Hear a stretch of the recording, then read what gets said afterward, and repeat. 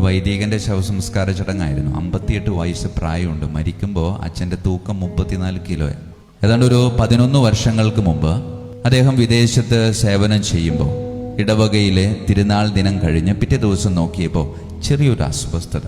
ഇവർക്ക് ആശുപത്രിയിൽ പോയി പരിശോധന നടത്തിയതിനു ശേഷം പറഞ്ഞു, അർബുദത്തിൻ്റെ പ്രശ്നമുണ്ട്, അതുകൊണ്ടൊന്ന് ഓപ്പറേഷൻ നടത്തും.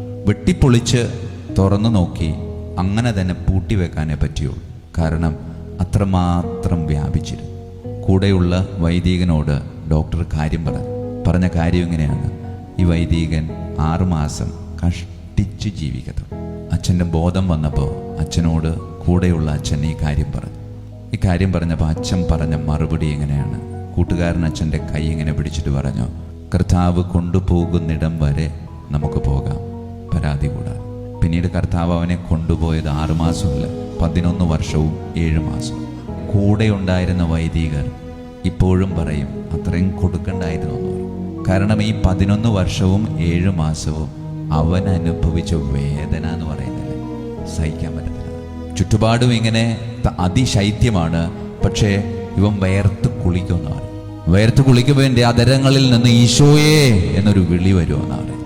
ആ വിളി കേട്ട് ചെല്ലുമ്പോൾ രക്തത്തിൽ കുളിച്ച് നിലത്ത് കിടന്ന് ഉരുളുന്ന യേശുദാസ് അച്ഛനെയാണ് കൂടെയുള്ളവർ കാണുന്നത്.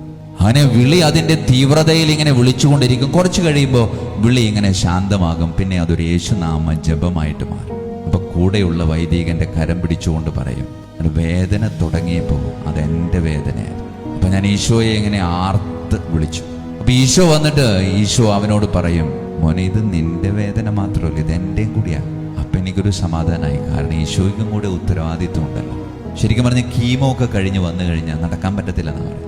വളരെ കഷ്ടപ്പെട്ട് ഇങ്ങനെ നിൽക്കുമ്പോൾ വൈദികർ നിർബന്ധിച്ച് കസേരയോടുകൂടെ കൊണ്ടുവന്ന് പൊക്കിക്കൊണ്ടുവന്ന് അൾത്താരയിൽ വെക്കും. അച്ഛനെ അൾത്താരയിൽ കാണുമ്പോൾ മുമ്പിലുള്ള ആളുകളുടെ കണ്ണിലൊരു വെട്ട, മുഖത്തൊരു പ്രകാശം.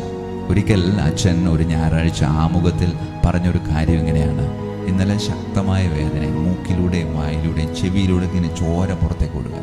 പിന്നെ എപ്പോഴും ഒരു 3:30 മണിയായപ്പോൾ ഉറങ്ങിപ്പോയി. രാവിലെ എന്നെ വിളിച്ചെഴുന്നേൽപ്പിച്ചത് ഒരു കുരുവിയുടെ പാട്ടാണ്.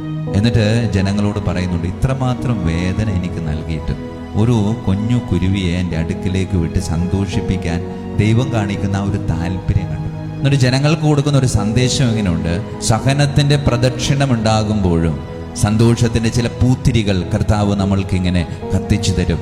അത് കാണാതെ പോകരുതെന്ന് പറയും. പ്രിയമുള്ളവരെ, ഓർക്കുക അച്ഛൻ്റെ ജീവിത സാക്ഷ്യം. കർത്താവ് കൊണ്ടുപോകുന്നിടം വരെ പരാതി കൂടാതെ നമുക്ക് പോകാൻ പറ്റും.